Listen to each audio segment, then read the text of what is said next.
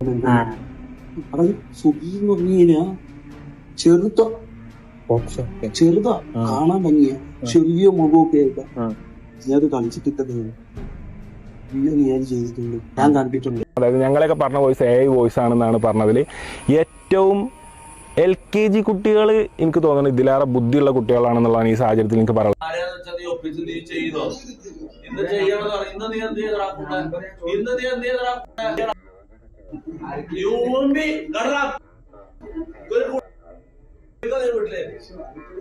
Correct number ആക്കണം. ഇത്ര percentage നമ്മൾ MRC ചാരിറ്റബിൾ ട്രസ്റ്റ് എന്ന് പറഞ്ഞ ഈ ഫൗണ്ടേഷനിലേക്ക് ഇട്ടിട്ട് അത് MRC ഷമീർ കഴിഞ്ഞ ദിവസം കടന്നുകൊണ്ട് ഷാർജ ഷേഖ് അടിക്കുന്ന ഒരു വീഡിയോ നമ്മളെ എല്ലാവരെയും തൊപ്പി കാണിച്ചു തന്നു. ഫൗണ്ടേഷനോ? എന്ത് ഫൗണ്ടേഷൻ? നിൽക്കുന്ന വീടിന്റെ ഫൗണ്ടേഷൻ ആയിരിക്കും. MRC ഫൗണ്ടേഷനകത്ത് ഇടണം. നമുക്ക് കിട്ടുന്ന ലൈവ് സ്ട്രീം ചെയ്യുമ്പോഴത്തേക്കിന് അതിന്റെ ഒരു ഷെയർ, അതിനൊരു 50% MRC ഫൗണ്ടേഷനിലേക്ക് ഇടുന്നു, ഒരു ചാരിറ്റബിൾ ട്രസ്റ്റ് ആയിട്ട് കൊണ്ടുവരുന്നു. വാവ്! എടാ, ഈ ചാരിറ്റബിൾ ട്രസ്റ്റിന്റെ ഉദ്ദേശം എന്താണെന്നുള്ളതും നീ അവിടെ തുടങ്ങി വെച്ച് പറഞ്ഞു എന്താണെന്നുള്ളതും കാണുന്നവർക്ക് മനസ്സിലാവുന്ന ഒരു കാര്യമാണ്. പിന്നെ ഇതുപോലൊരു ട്രസ്റ്റോ ഇതുപോലൊരു നീ പറഞ്ഞ രീതിയിലുള്ള ഒരു ഫൗണ്ടേഷനോ കാര്യങ്ങളോ ഒന്നും ഇല്ല. അതില്ല എന്നുള്ളത് ഈ MRCയുടെ ഓണേഴ്സ് ആയിട്ടുള്ള വ്യക്തികൾ തന്നെ വ്യക്തമായിട്ട് കഴിഞ്ഞ ദിവസം വന്ന് പറഞ്ഞിട്ടുണ്ട്. അത് നമ്മുടെ മുമ്പിലത്തെ വീഡിയോ കണ്ടു കഴിഞ്ഞാൽ എല്ലാവർക്കും അറിയാൻ പറ്റുന്ന ഒരു കാര്യമാണ്. അതായത് ഗോകുൽ ആൻഡ് ആകാശോ സംതിങ്. അപ്പം നമുക്ക് കാര്യത്തിലേക്ക് വരാം. അതല്ല നമ്മുടെ ഇവിടുത്തെ മെയിൻ കാര്യം. ഇപ്പം ഹനാൻ ഷാ തൊപ്പിക്കെതിരെ അല്ലെങ്കിൽ ഈ ഒരു വിഷയമായിട്ട് ബന്ധപ്പെട്ട് ഇവർ കുറെ അവർ വീട്ടിൽ ഇരിക്കുന്ന പല സ്ത്രീകളെയും കുറിച്ചും പല പറയുന്ന അപവാദങ്ങളും അല്ലെങ്കിൽ ഒരുമിച്ച് നല്ല സൗഹൃദത്തോടു കൂടി ഒരു സ്റ്റേജൊക്കെ ഷെയർ ചെയ്തിട്ടുള്ള വ്യക്തികളാണ്.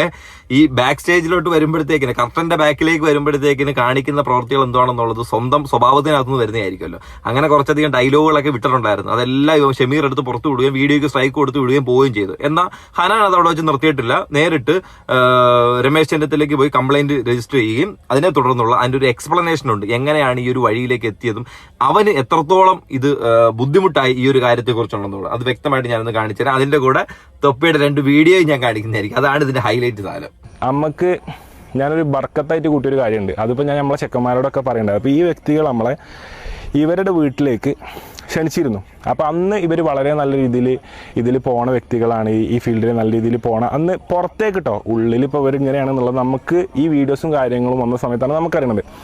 അപ്പം നമ്മൾ ക്ഷണിച്ച ക്ഷണം എന്തൊക്കെയോ തട്ടി പോയി. ഞാൻ കൊച്ചിയിൽ പോയ പല സമയത്തും എനിക്ക് പല തിരക്കുകളുണ്ടായിട്ട് ഞാൻ പോകണം വിചാരിച്ചതായിരുന്നു. പല തിരക്കുകളുണ്ടായിട്ട് ഇന്ന അവിടെ പടച്ചോൻ എത്തിച്ചില്ല. പിന്നെ ഈ വ്യക്തികളായിട്ട് ഒരു ക്രിക്കറ്റ് മാച്ച്, നമുക്ക് എന്തെങ്കിലും ഒരു ക്രിക്കറ്റ് മാച്ച് ഇടാം, നമ്മളെപ്പോഴും ക്രിക്കറ്റ് കളിക്കണം, ഇവരെ കൂടെ കളിക്കാമെന്ന് പറഞ്ഞിട്ട് ആ മാച്ചും പടച്ചോൻ നടത്തിച്ചില്ല. പിന്നെ നോമ്പിൻ്റെ സമയത്ത് നമുക്ക് ഒരുമിച്ച് എവിടുന്നേലും നോമ്പ് തുറക്കാന്നുള്ളത് ഒരു സംഭവം ഉണ്ടായിരുന്നു. അപ്പം ഇതും ഞങ്ങളിങ്ങനെ ആലോചിച്ചിട്ടുണ്ട്, നോമ്പ് തുറക്കാം. പക്ഷെ എന്തൊക്കെയോ തിരക്കിൽ പെട്ട് നമ്മൾ നോമ്പ് തുറവിയിലും ഇവരെ കൂടെ പങ്കെടുത്തില്ല. അത് ഈ ഒരു കാര്യത്തിലൊക്കെ അവന്റെ കൂടെ പങ്കെടുത്തു കഴിഞ്ഞാല് ഇവനെ സംബന്ധിച്ച് ഇവൻ കുടുംബമായിട്ട് പോകുന്ന ഒരാളാണ്. അവനെ സംബന്ധിച്ച് കൂട്ടുകാരുമായിട്ട് വരുന്ന ഒരുത്തന.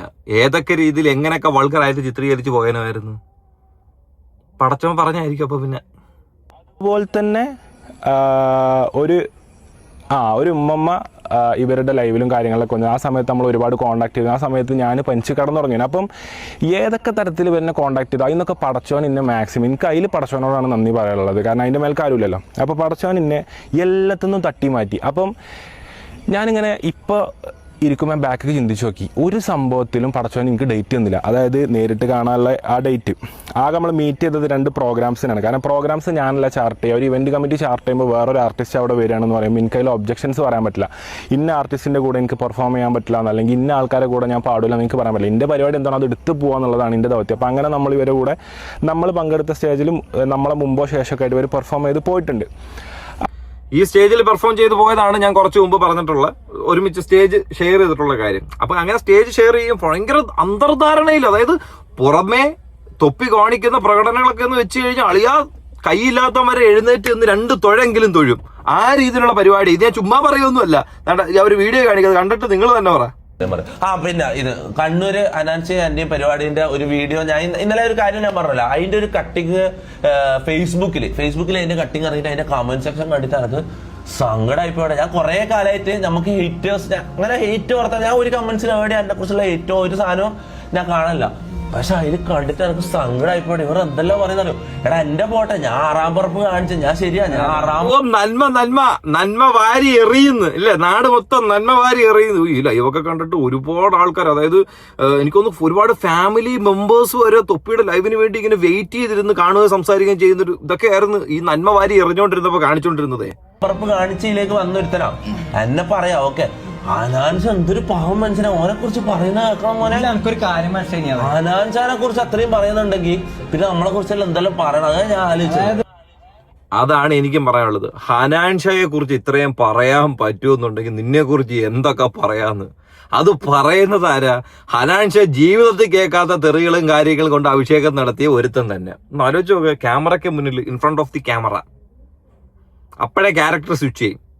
ക്യാമറ ഓഫ് ആകുമ്പോഴത്തേന് വീണ്ടും ക്യാരക്ടർ സ്വിച്ച് ചെയ്യും. അങ്ങനെ സ്വിച്ച് ചെയ്ത ക്യാരക്ടറാണ് കൂടെ നടന്ന് ഇപ്പൊ നമ്മൾ ഈ വീഡിയോ ഉണ്ടല്ലോ അതിന്റെ ചുറ്റും ഇരിക്കുന്ന ആൾക്കാർ, കഴുകനെ പോലെ കാത്തിരുന്ന ആൾക്കാർ, അവന്മാര് ഒപ്പിയെടുത്ത് കൃത്യമായിട്ട് പുറത്തേക്ക് വിട്ടത്.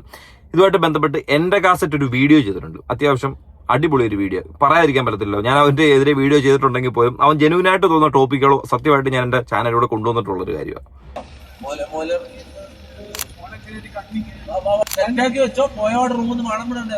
കേരള പോലീസ് എന്തുകൊണ്ടാണ് എഫ്ഐആർ രജിസ്റ്റർ ചെയ്യാത്തത്? തൊപ്പി, സമീർ, മമ്മു, ജാസി എന്നിവർ തമ്മിൽ നടക്കുന്ന വ്യക്തിപരമായുള്ള ഇഷ്യൂ അല്ലത്, മറിച്ച് അതീവ ഗുരുതരമായ ക്രിമിനൽ കുറ്റകൃത്യങ്ങളുടെ വെളിപ്പെടുത്തലുകളാണ്. ഉയർന്നു വന്ന പ്രധാന ആരോപണങ്ങളിൽ ഒന്നാണ് 18 വയസ്സ് തികയാത്ത പെണ്ണിനെ പിടിച്ച് ഇതാക്കിയ കാര്യമായി പറയാൻ പോകുന്നു. ഞാനൊരു ഗ്യാസ് ഉണ്ട് കളമശ്ശേരി താമസിച്ചു. സുബി എന്ന് പറഞ്ഞു, അതായത് സുബി എന്ന് പറഞ്ഞു കഴിഞ്ഞാ ചെറുതാ കാണാൻ ഭംഗിയ, ചെറിയ മുഖമൊക്കെ ആയിട്ടാ. ഞാനത് കളിച്ചിട്ടിട്ടത് ഞാൻ ചെയ്തിട്ടുണ്ട്, ഞാൻ കണ്ടിട്ടുണ്ട്. കാറിനുള്ളിൽ വെച്ച് മയക്കുമരുന്ന് നൽകി പ്രായപൂർത്തിയാകാത്ത കുട്ടികളെ ലൈംഗികപരമായി പീഡിപ്പിച്ചു എന്ന് പറയുന്ന ആരോപണങ്ങൾ ഇവർ പരസ്പരം തമ്മിൽ ഉന്നയിക്കുന്നതാണ്. ധാരാ സംസാരിക്കുന്നത് കേട്ടോ, ഇവന്മാരുടെ കൂട്ടത്തിലെ ഗുണ്ട റാംബോ. ഷാജഹാൻ എങ്ങാണ്ട് വന്നപ്പോ ഓടി കക്കൂസിനകത്ത് കയറിയിട്ട് ബക്കറ്റിന്റെ മേളിൽ കയറിയുന്ന സിഗരറ്റ് വലിച്ച് ഊതി ടെൻഷൻ വിട്ടെന്ന് പറയുന്ന റാംബോ. ആ പറഞ്ഞ ഡയലോഗുകൾ ഇനി ഞാൻ റിപ്പീറ്റ് ചെയ്യുന്നില്ല, നിങ്ങൾ കണ്ടു കാണുമല്ലോ, ഇല്ലെങ്കിൽ ഒന്നുകൂടെ റീവൈൻഡ് ചെയ്ത് നോക്കിയാൽ മതി. എടാ ഇവന്മാര് ഒരു ഫെയിം എന്ന് പറഞ്ഞൊരു സാധനം ഉണ്ടാക്കിയിട്ട് ആ സാധനത്തിന്റെ മുകളിൽ കയറി നിന്ന് കാണിച്ചുകൊണ്ടിരുന്നതൊക്കെ ഉണ്ടല്ലോ, ഇല്ലീഗൽ ആക്ടിവിറ്റീസും ഇവന്മാരുടെ കുത്തിക്കഴപ്പ് തീർക്കാനുള്ള പരിപാടി. ഏതെങ്കിലും മുള്ളുമരിക്ക് കയറിയിരുന്ന അരക്കടാ. എടാ റാംബോ, നീ കയറിയിരുന്ന അരക്ക്, കൂട്ടത്തിൽ അവനെ കൂടെ കയറ്റിയിരുന്ന അരക്ക്, അതേ നടക്കൂ. ഇമ്മാതിരി തെമ്മാടിത്തരം കാണിക്കാൻ നിങ്ങളെ കൊണ്ട് മാത്രമേ കഴിയത്തുള്ളൂ. അത് വീണ്ടും വീണ്ടും തെളിയിക്കുന്ന വോയിസ് ക്ലിപ്പുകളാണ് ഇപ്പൊ പുറത്തു വന്നുകൊണ്ടിരിക്കുന്നത്. ലഹരിമരുന്ന് ഉപയോഗത്തെക്കുറിച്ചും അതിന്റെ കൈമാറ്റത്തെക്കുറിച്ചും വ്യക്തമായ സൂചനകൾ ഇവരുടെ സംഭാഷണങ്ങളിലുണ്ട്. ഒരു പെൺകുട്ടിയെയും കുടുംബത്തെയും ലക്ഷ്യമിട്ട് അങ്ങേയറ്റം മോശമായ രീതിയിൽ ലൈംഗിക അധിക്ഷേപങ്ങൾ നടത്തുകയും ലക്ഷക്കണക്കിന് പ്രേക്ഷകർക്ക് മുന്നിൽ അശ്ലീല ദൃശ്യങ്ങളും ഉള്ളടക്കങ്ങളും പ്രചരിപ്പിക്കുകയും ചെയ്യുന്നു.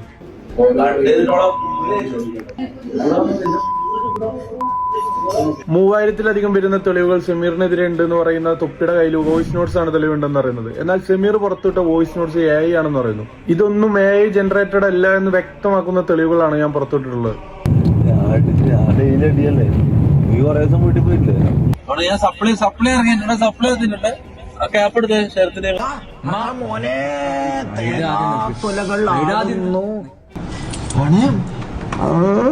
ഒരുപാട് തെളിവുകൾ കൈവശമുണ്ടെന്ന് ഇവർ തന്നെ അവകാശപ്പെടുമ്പോൾ ഈ ഡിജിറ്റൽ തെളിവുകൾ പിടിച്ചെടുത്ത് ശാസ്ത്രീയ പരിശോധനയ്ക്ക് വിധേയമാക്കാൻ പോലീസ് തയ്യാറാകണം. എന്തുകൊണ്ട് പോലീസ് തീർച്ചയായിട്ടും ഈ തെളിവുകളെല്ലാം വ്യക്തമായിട്ട് ഇവർക്കെതിരെ തന്നെ ഉന്നയിക്കണം. ഇവർ തന്നെ സോഷ്യൽ മീഡിയയിൽ ഇവന്മാരുടെ ഫെയിം എന്താണെന്നും ഇവന്മാർ എങ്ങനെ ജീവിക്കുന്നവരാണെന്നും ഇവന്മാരുടെ പബ്ലിസിറ്റി എന്താണെന്നും ഇവന്മാർ തന്നെ കാണിച്ചു തരുന്നുണ്ട്.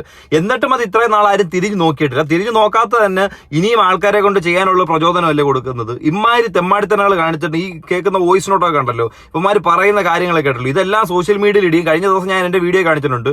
ആ ഷമീർ വന്ന് നിന്നിട്ട് പാവെ പണ്ണി ഏതൊരു കടയിലിരിക്കുന്ന പാവ എടുത്തു വെച്ച് കാണിക്കുന്നതൊക്കെ ഇതെല്ലാം ഇതെല്ലാം ജനങ്ങൾക്കിടയിലേക്ക് വരുന്നു. അത് പ്രത്യേകിച്ച് പ്രായം കുറഞ്ഞ കുട്ടികൾക്കിടയിലേക്ക് ഈ സാധനം എഫക്റ്റഡ് ആകുമ്പോഴത്തേന് അവർ ഇവൻ തന്നെ, അതായത് എന്റെ കാസറ്റ് ഇവൻ തന്നെ വീഡിയോ ചെയ്തിട്ടുണ്ട്. അവന്റെ കുഞ്ഞമ്മയുടെ പ്രായത്തിലുള്ള കൊച്ചു പിള്ളേർ വരെ സ്കൂളിലെ ചർച്ച ഇവന്റെ കേസാ.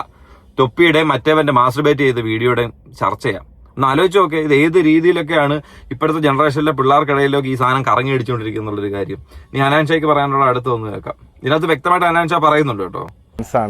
അപ്പോൾ ഇവരാണ് ഇത് ചെയ്യണത്. അങ്ങനെ ഇവർ വീഡിയോൻ്റെ ഇടയിൽ എന്തുണ്ടായി, നമ്മളെ തന്നെ സുഹൃത്തിൻ്റെ, ഈ വീഡിയോയിൽ ഹനാൻഷൻ്റെ പ്രശ്നമുണ്ട് പറഞ്ഞിട്ട് നമ്മളെ തന്നെ സുഹൃത്തിൻ്റെ ഭാര്യയെ വളരെ വൾഗറായിട്ടുള്ള രീതിയിൽ, അത് കേട്ടാൽ ഒരു സ്ത്രീ എന്നുള്ള നിലക്ക് നിങ്ങളത് എങ്ങനെ ഫേസ് ചെയ്യുമെന്ന് പോലും നിങ്ങൾക്ക് പറയാൻ പറ്റില്ല. കാരണം അത്രയും മോശമായിട്ടുള്ള രീതിയിൽ ഒരു പെൺകുട്ടിയാണത് കേൾക്കണമെന്നുണ്ടെങ്കിൽ, അല്ലെങ്കിൽ ഒരു ഉമ്മ, അല്ലെങ്കിൽ ആരായാലും ഇങ്ങനെ, ഇനിയിപ്പോൾ ഒരു ആൺകുട്ടി ആക്കോട്ടെ, ആര് കേട്ടാലും അല്ലെങ്കിൽ ഒരു ഉപ്പയാണ് ഇത് കേൾക്കണമെന്നുണ്ടെന്നുണ്ടെങ്കിൽ എത്രത്തോളം മോശമായ രീതിയിലാണ് ഇവരിത് ചിത്രീകരിച്ചതെന്നുള്ളത് ഞങ്ങളിത് കണ്ടിട്ട് സ്റ്റക്കായി നിന്നു. അതായത് ഞാൻ എൻ്റെ സുഹൃത്തുക്കൾ ഇത് കണ്ടിട്ട് ഇങ്ങനെ നിന്നത്.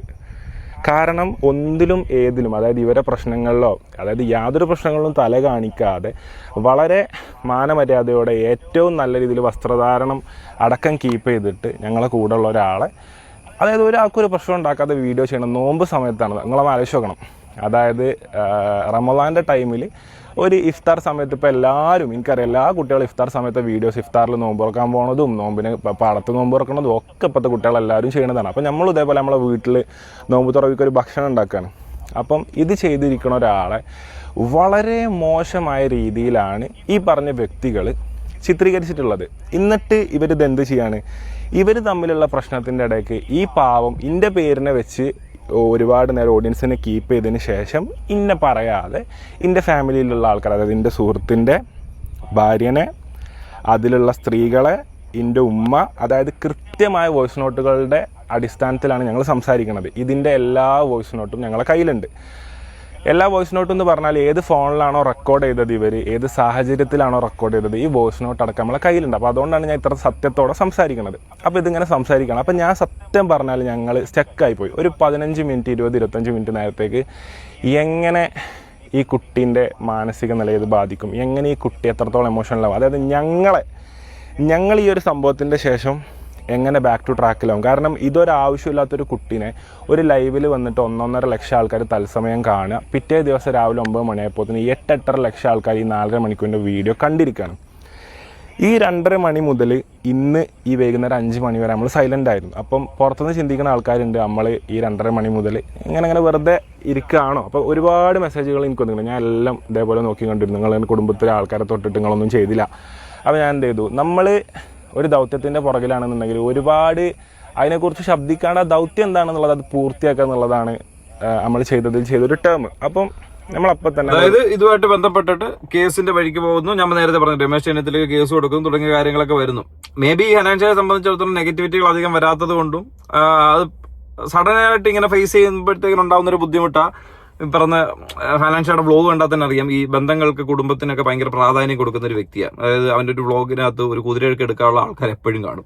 അത് നല്ല കാര്യമാണ്. ഞാൻ സത്യം പറഞ്ഞാൽ ഞാൻ ഫേസ്ബുക്കിൽ കാണുന്ന ഒരു വ്ളോഗ് എന്താണെന്ന് വെച്ചാൽ ഇവരുടെ അത് മാത്രമേ ഉള്ളൂ. എന്റർടൈൻമെന്റാണ്, നല്ല എന്റർടൈൻമെന്റാണ്, കണ്ടോണ്ടിരിക്കാൻ പറ്റും. ഇവരുടെ സ്റ്റീല്, അങ്ങനെ അനിയന്മാരൊക്കെ ഉണ്ടല്ലോ, ഇവരെല്ലാം കൂടെ ഉള്ള വീഡിയോസൊക്കെ ഞാനും കാണാറുള്ളത്. അപ്പൊ അങ്ങനെ ഒരു ബന്ധങ്ങൾക്ക് വില കൊടുക്കുന്ന ഒരാളാകുമ്പോഴത്തേക്കിന് ഇങ്ങനെയുള്ള കാര്യങ്ങൾ, അത് പ്രത്യേകിച്ച് തൊപ്പി ഭയങ്കര കേരളം കത്തുന്ന രീതിയിൽ കുട്ടിപ്പട്ടാള പടയൊക്കെ ഉള്ള വന്നവർക്ക് ഇങ്ങനെയൊക്കെ പറയുമ്പോൾ ആൾക്കാരുടെ ഇടയിലേക്ക് എത്തുമ്പോൾ സ്വാഭാവികമായിട്ട് തോന്നാവുന്ന ഒരു മനുഷ്യന്റെ വികാരമായിട്ട് ഈ ഒരു സാധനം നമുക്ക് കണക്കൂട്ടാനായിട്ട് കഴിയും. ഓക്കെ, ഇനി ചേട്ടൻ പറയുന്ന വേറൊരു കാര്യമുണ്ട്. നമ്മുടെ ഫൗണ്ടേഷന്റെ കാര്യം പറഞ്ഞല്ലോ, ആ ഫൗണ്ടേഷൻ ഒന്ന് കാണാവേ. ആരൊക്കെ സ്ട്രീം ചെയ്യുന്നുണ്ടോ എല്ലാരും സ്ട്രീം ചെയ്യുന്നതിന്റെ 50% അല്ലെങ്കിൽ അതിൽ കൂടുതൽ, എനിക്കറിയില്ല, അത് നമുക്ക് കറക്റ്റ് ഒരു നമ്പർ ആക്കണം. ഇത്ര പെർസെന്റേജ് നമ്മൾ MRG ചാരിറ്റബിൾ ട്രസ്റ്റ് എന്ന് പറഞ്ഞ ഈ ഫൗണ്ടേഷനിലേക്ക് ഇട്ടിട്ട് അത് ഉദ്ഘാടനം ചെയ്യുമ്പോൾ ഈ വരുന്ന മാസങ്ങളിൽ എന്തായാലും അതിന്റെ ഉദ്ഘാടനം ഉണ്ടാവും. നമുക്ക് ഏതെങ്കിലും ഒരു നടനെയോ അല്ലെങ്കിൽ ആരെങ്കിലും ഒരാളെ വിളിച്ചിട്ട് അതൊരു ഉദ്ഘാടനമായിട്ട് നമുക്ക് ചെയ്യണം. അയ്യോ, എന്തൊക്കെ ബിൽഡപ്പ് ആയിലിടുന്നത്. നടനെ കൊണ്ടുവരണം, ഉദ്ഘാടനം ചെയ്യണം, ചാരിറ്റബിൾ ട്രസ്റ്റ്, നമ്മുടെ 50% വരുമാനം പാവപ്പെട്ട ആൾക്കാർക്ക്, കുട്ടികൾക്ക് വേണ്ടി കൊടുക്കാനൊക്കെ പോകുന്നു. എടാ, ഇതൊക്കെ കാണുന്ന ജനങ്ങളപ്പം എന്ത് വിചാരിക്കുന്നു ഇവരെ കുറിച്ച്? ഇവിടെ ഇത്രയും വലിയൊരു നന്മമരമായിരുന്നു ഇവനെന്ന്. ആ നന്മമരം എല്ലാം കൂടി ഇവന്മാരെ കൂട്ടം തെറ്റിയപ്പോ തന്നെ തകൃതിയായിട്ട് തറയിലേക്ക് വീണ്. ഇനി ഒരു പെൺകുട്ടിയുടെ റിയാക്ഷൻ ഒന്ന് കാണാം. MRC ഷമീർ കഴിഞ്ഞ ദിവസം കടന്നുകൊണ്ട് ഷാർജ ഷേഖ് അടിക്കുന്ന ഒരു വീഡിയോ നമ്മളെല്ലാവരെയും തൊപ്പി കാണിച്ചു തന്നു. ഓന്റെ ഷാർജ ഷേഖ് അടി കണ്ടിട്ട് തൊപ്പി നമ്മളോട് ഒരു കാര്യം പറഞ്ഞു, കണ്ടാ എവിഡൻസ് കണ്ടാ. അല്ല, ഓൻ ഷാർജ ഷേഖ് അടിക്കുന്ന വീഡിയോ ഞങ്ങളെ കാണിച്ചിട്ട് അത് എന്തിന്റെ എവിഡൻസ് ആണെന്നാണ് നീ വിചാരിക്കണത്?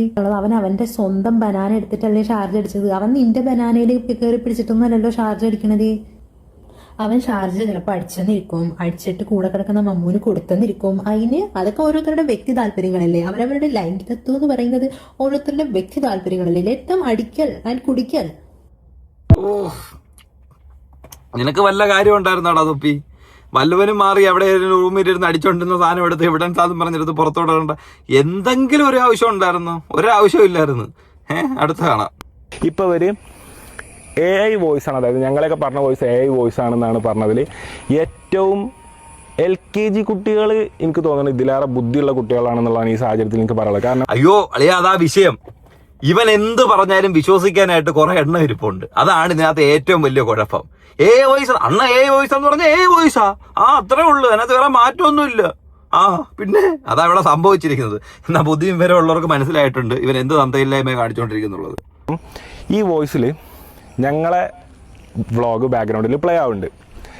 ഈ വീട്ടിലെ വ്യക്തികൾ ഓരോരുത്തരുടെ വോയിസും വ്യക്തമായിട്ട് കൃത്യമായിട്ട് ഇത്ര സീറ്റ് വ്യത്യാസത്തിൽ നമുക്കിത് കേൾക്കുന്നുണ്ട്. എങ്ങനെയാണ് ഒരു സംഭവത്തെക്കുറിച്ച് 10-12 മിനിറ്റ് വളരെ ഡിഫറെൻ്റ് ആയിട്ടുള്ള കാര്യങ്ങൾ സംസാരിക്കണത്?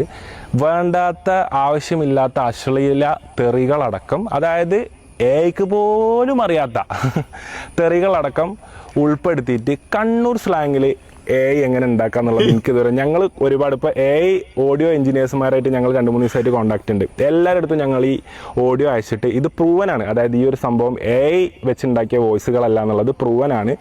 ഇവരിതിൻ്റെ പിന്നിൽ സംസാരിച്ച കാര്യങ്ങളൊക്കെ AI, ഞാൻ പറഞ്ഞില്ലേ, ഓഡിയോ എഞ്ചിനീയർമാരാണ് ഇതിൻ്റെ പുറകിലിരിക്കുന്നത്. അതായത് ഇപ്പോൾ പണ്ടത്തെ പോലെയല്ല, നിങ്ങളൊരു വീഡിയോ ചെയ്ത് കഴിഞ്ഞാൽ അത് എഡിറ്റ് ചെയ്തിക്കണോ, അല്ലെങ്കിൽ നിങ്ങളതിൽ കുത്തി കയറ്റിക്കണോ, അല്ലെങ്കിൽ നിങ്ങളത് മാറ്റം വരുത്തി ഉണ്ടാക്കണോ എന്നൊക്കെ അറിയാനുള്ള ടെക്നിക്കുകളും സോഫ്റ്റ്വെയറും സാങ്കേതിക വിദ്യയുള്ള 2026 സൈബർ ലോകത്താണ് നമ്മൾ ജീവിച്ചു പോണത്. അപ്പോൾ ഇവർ പറയണ ഈ AI വോയിസിൽ യാതൊരു, അതായത് ഒരു തരത്തിലും 100% 1% പോലും ന്യായമില്ലാത്ത കാര്യമാണ്. ഒരിക്കലും ഇന്നത്തെ കാലത്തെ AIക്ക് ഇനി ചിലപ്പം 2055-ലോ 60-ലോ ചിലപ്പോൾ പറ്റിയേക്കാം.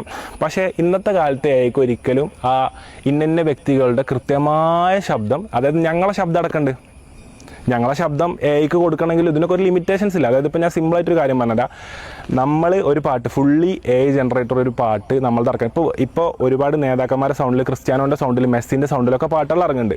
അപ്പോൾ ഇതൊക്കെ പറഞ്ഞാൽ ഇതിൽ സംഗതികൾ വരുന്ന ഭാഗം, അതായത് പാട്ടിൽ നീട്ടി പോകേണ്ട ഭാഗങ്ങളിലൊക്കെ ഡെസിബൽ കാര്യങ്ങൾ, അതായത് ഈ രീതികളൊക്കെ മാറും AI ഇട്ട് കഴിഞ്ഞാൽ. പക്ഷേ നമ്മളതൊന്നും വരാതെ നമ്മളെ വോയിസ് ജനറേറ്റ് ചെയ്തിട്ട് നമുക്കൊരു ഭംഗിയുള്ള പാട്ട്, അതായത് മാറ്റങ്ങളും മാറ്റൊലികളൊക്കെ ഉള്ളൊരു പാട്ട് നമുക്ക് ചെയ്യാൻ പറ്റുമെന്ന് നോക്കി ഞങ്ങൾ ഒരു കൊല്ലമായിട്ട് ഒരു AIൻ്റെ പുറകിലുണ്ട്. അതായത് ഇതുവരെ നമുക്ക് പറ്റുന്നില്ല. അതായത് ഒരു കൊല്ലമായിട്ട് ഞങ്ങൾ റിസർച്ച് ചെയ്തിട്ട് ഈ ഒരു AI വോയിസ് ഉണ്ടാക്കാൻ ഞങ്ങളെ സ്വന്തം വോയിസ്, ഞാൻ വലിയ ഏറ്റവും പെയ്ഡായിട്ടുള്ള AI സോഫ്റ്റ്വെയർ ടൂൾസ് ഉപയോഗിച്ചിട്ട് നമ്മൾ ചെയ്തിട്ട് പോലും ഈ ഒരു പാട്ട് ഞങ്ങളെ ശബ്ദത്തിൽ ഉണ്ടാക്കാൻ പറ്റാത്തൊരു കാലത്ത് കണ്ണൂർ സ്ലാങ്ങിൽ 10-15 ആൾ ഒരു റൂമിലിരിക്കണം, ഞങ്ങളെ വ്ളോഗ് ബാക്ക്ഗ്രൗണ്ടിൽ പ്ലേ ആവണം, അതിനെ വിമർശിക്കണ തരത്തിൽ, അല്ലെങ്കിൽ അതിനെ വളരെ വളരെ വളരെ വളരെ വളരെ വളരെ കുടുംബത്തിൽ കയറ്റാത്ത വണ്ണം മോശമായ രീതിയിൽ കയറ്റാൻ പറ്റാത്ത വണ്ണം എല്ലാ സ്ത്രീകളെയും, മൊത്തം സ്ത്രീകളെയും ഉമ്മമാരെയും യുവതികളെ അപമാനിക്കുന്ന രീതിയിലുള്ള ഒരു വോയിസ് ചിലപ്പോൾ തൊപ്പിയൊക്കെ കൊണ്ട് അങ്ങനെ ഒരു സാധനം ഉണ്ടാക്കാനായിട്ട് പറ്റുമായിരിക്കും കേട്ടോ. എങ്ങനെങ്കിലും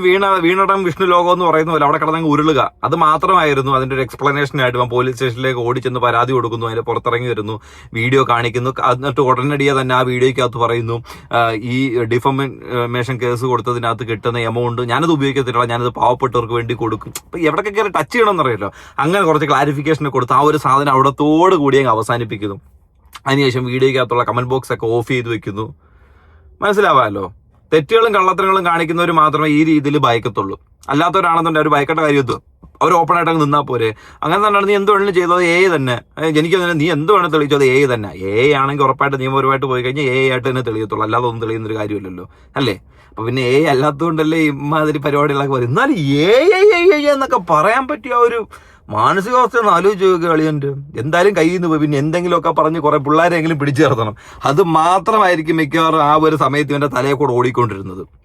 അപ്പൊ ഈ കാണിച്ചത് 2-3 പറഞ്ഞാൽ ഇപ്പൊ പുറത്തു വരാത്ത 2-3 വോയിസുകൾ ഇപ്പൊ എന്റെ കാസറ്റ് വഴിയാണെങ്കിലും പുറത്തോട്ട് വന്നിരിക്കുന്നത്. അപ്പം ഈ കേസുമായിട്ട് ബന്ധപ്പെട്ട് ഇത് നല്ല രീതിയിൽ തന്നെ മുന്നോട്ട് പോയിക്കൊണ്ടിരിക്കുന്നത്. ഒരു സൈഡിൽ നമ്മൾ നല്ല രീതിയിൽ ഒരു വെച്ചടി മുന്നിലേക്ക് പോകുന്ന ഒരു കയറ്റം ഉണ്ടാക്കിയിട്ടുണ്ടെങ്കിൽ അത് മെയിൻറ്റെയിൻ ചെയ്യുമ്പോഴത്തേന് എന്താ വേണം, നമ്മൾ പല കാര്യങ്ങളും ശ്രദ്ധിക്കണമായിരുന്നു. ആ ശ്രദ്ധിക്കുന്ന സാധനത്തിനകത്ത് കൂടെ നിന്നവർക്ക് അറിയായിരുന്നു ഇവൻ എന്തൊക്കെയായിരുന്നു കാണിച്ചുകൊണ്ടിരുന്നത്, ഇവൻ എന്താണെന്നുള്ളത്. എനിക്ക് തോന്നുന്നു വ്യക്തമായിട്ടുള്ള കാര്യം, ഇവൻ ഒരു 10 ലക്ഷം രൂപ കിട്ടുമ്പോഴത്തേനും ഇവർക്ക് ഇവൻ കൊടുക്കുന്ന ചിലപ്പോൾ 10,000 രൂപയായിരിക്കും. അവിടെയാണ് ഇവന്മാർക്കിടയിൽ സ്പാർക്ക് വീഴുന്നതും തലയെ തട്ടിക്കളയാൻ വേണ്ടിയിട്ട് ഇവന്മാർ തന്നെ തീരുമാനിക്കുന്നതും. അങ്ങനെ വ്യക്തമായ മാസങ്ങൾ നീണ്ടു നിന്ന പ്ലാനിങ്ങുകളും തെളിവുകളും കൂടെ ശേഖരിച്ച് എടുത്തുകൊണ്ട് വന്ന് ഒരൊറ്റ ദിവസം കൊണ്ട് തൊപ്പിയെ മേളിൽ നിന്ന് അടിച്ച് താഴോട്ടിട്ട്. തൊപ്പി എന്ത് തെളിവായിട്ട് വന്നു? ലവന്മാർ രണ്ടും കൂടെ കൊണ്ടന്മാരാണെന്നും പറഞ്ഞുകൊണ്ടുള്ളൊരു കാര്യം. അല്ലാതെ വേറൊരു സാധനങ്ങളും ഇതിന്റെ ഭാഗമായിട്ട് കൊണ്ടുവരാനായിട്ട് കഴിഞ്ഞിട്ടുമില്ല. അപ്പം